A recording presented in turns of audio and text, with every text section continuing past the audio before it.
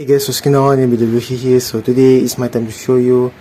Finally, I did a swap motherboard between these two Honor 5C. And so without further ado, let's get started. As you can see, my gold Honor 5C is working right now. Back to life, finally. Without any problem. I'm so happy. Now I can use as per normal. Took a motherboard from this and put it here, did the swap.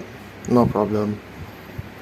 This phone, the screen still works, it just touch screen doesn't work since it has a bad crack, as you can see badly.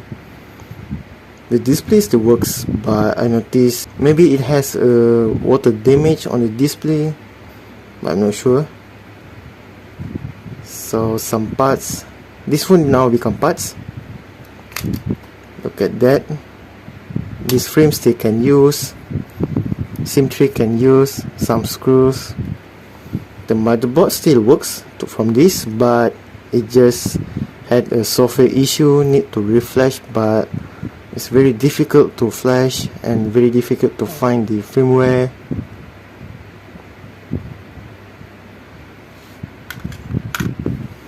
So here's the inside, the batteries they can use, only the LCD can't use, the charging ports they can use, the speakers still works,